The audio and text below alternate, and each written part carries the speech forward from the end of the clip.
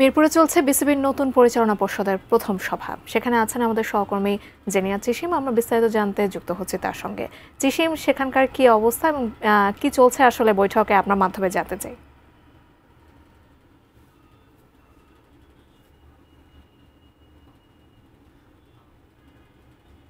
যাকে আপনি জানেন যে গতকাল কিন্তু বহুল আলোচিত সেই বিসিবি নির্বাচনটা হয়ে গেছে এবং বিসিবি নির্বাচনে 23 জন পরিচালক নির্বাচিত হয়েছেন এবং বিনা প্রতিদ্বন্দ্বিতায় আপনি জানেন যে আমিনুল ইসলাম বুলবুল তিনি কিন্তু সভাপতি নির্বাচিত হয়েছেন সর্বসম্মতিতে।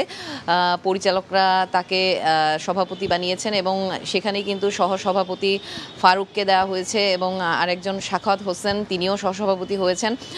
তারপরে আসলে আজকে এই সবাই পরিচালক যারা হয়েছেন সবাই মিলে কিন্তু আজকে বোর্ড মিটিংয়ে বসেছেন সবাইকে নিয়ে আমিনুল ইসলাম বুলবুল এবং আজকের যে আলোচিত বিষয় সেটি হচ্ছে এই বোর্ড মিটিংয়ে আসলে সিদ্ধান্ত নেওয়া হবে যে কোন পরিচালককে কোন দায়িত্ব দেওয়া হবে, অর্থাৎ দায়িত্ব বন্টন করা হবে আজকের এই বোর্ড মিটিংয়ে।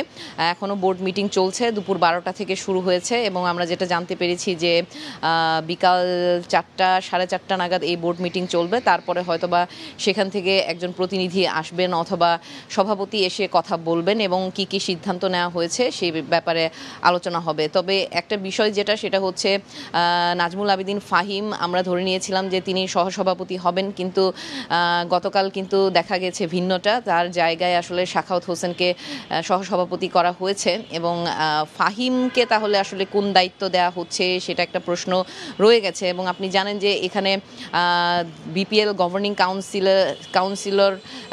কাউন্সিলে আসলে মাহবুব আনাম ছিলেন, তিনি এবার নেই। সেই জায়গাটায় আসলে কে আসছেন সেটা নিয়েও একটা সিদ্ধান্ত আসবে। এবং আপনি জানেন যে ক্রিকেটের বেশ অভিজ্ঞ মুখরা কিন্তু এবার পরিচালক পদে এসেছেন। যদি বলি যে আব্দুর রাজ্জাক এবং খালেদ মাসুদ পাইলট, তাদেরকে আসলে কোন দায়িত্ব দেওয়া হচ্ছে, কোন সেক্টরে তারা কাজ করবেন সেটা নিয়ে একটা প্রশ্ন রয়েছে। মিটিং শেষ হলে হয়তোবা আমরা জানতে পারবো যে কাকে কোন দায়িত্ব আসলে দেওয়া হয়েছে। তবে আরেকটি আলোচিত বিষয় সেটি হচ্ছে যে এনএসসি থেকে আসলে দুজন পরিচালক মনোনীত করা হয়েছিল, তার মধ্য থেকে ইশফাক আহসানকে আসলে সরিয়ে নেওয়া হয়েছে এবং তার জায়গায় আমরা যেটা শুনতে পাচ্ছি যে রুবাবা দৌলা তাকে এনএসসি আবার মনোনীত করবে এবং তিনি পরিচালক হচ্ছেন, অর্থাৎ প্রথমবারের মতো হয়তোবা একজন মেয়ে পরিচালক আমরা দেখতে পাবো। সেটাই এখানে হয়তোবা একটা সিদ্ধান্ত আসবে। তো মিটিং শেষ হবে, তারপরে প্রতিনিধি আসলে বা সভাপতি যদি কথা বলে তাহলে হয়তোবা মিটিংয়ে কি কি সিদ্ধান্ত নেওয়া হলো সেই ব্যাপারে আমরা সর্বশেষ তথ্য আপনার মাধ্যমে দর্শকদেরকে জানাতে পারবো। তো এই ছিল আমার কাছে বিসিবি থেকে এখন পর্যন্ত সবশেষ খবর।